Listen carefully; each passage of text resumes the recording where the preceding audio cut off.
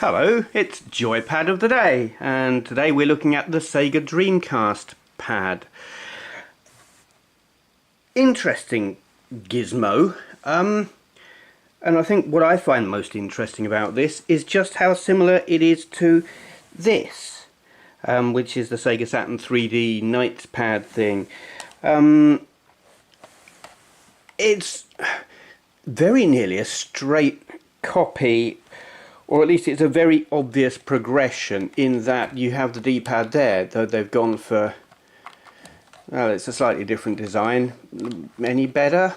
Probably not really. Analog stick is still there. It's still like a nub on a circle, though in all honesty I think I prefer the Saturn one. And then for the buttons, where you had the 6 buttons like off the 6-button standard pad for, say, the Mega Drive or the standard Saturn pad, they've gone more for a SNES style layout with 4 buttons in this diamond configuration. Start button still in the same place. They've no longer got the switch where you select digital or analog. It basically, whichever you want to use, depending on the game, I guess. Triggers are in the same place, so that's all much of a muchness. In fact, if you were to look at it like that, you would say, well, actually it's less well specified than the Saturn one, in that you've got 6 buttons there and only 4 there. But there is more to it than that.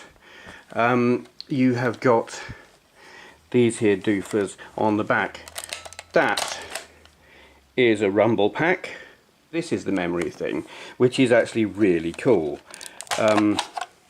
because it's kind of like, it's a bit like a Tamagotchi as well.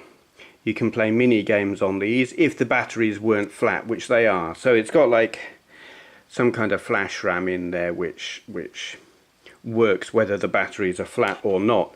Works as a memory card, but if the batteries are okay, you can play those little mini games as well.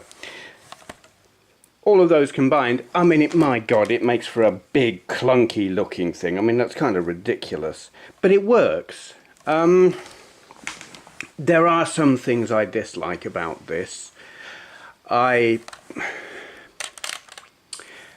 loathe the positioning of this. I suppose with all that stuff there, they couldn't do a whole lot else. But I always want my cables to come out of the top, not the bottom. I hate it when they come out of the bottom. It just feels wrong. When I first started playing Dreamcast games, I really couldn't get well, initially I couldn't get to grips with the size of it. It felt too big because I was so completely used to PlayStation pads, which to my mind are just great. So it felt really odd. Though, really, it doesn't really feel much different to that. In fact, holding it now, it feels better. But anyway, and I think actually the main problem I had was the way they configured the controls for the games. They had these triggers, which were like analog and not all just on or off as you would get on, say, a SNES game.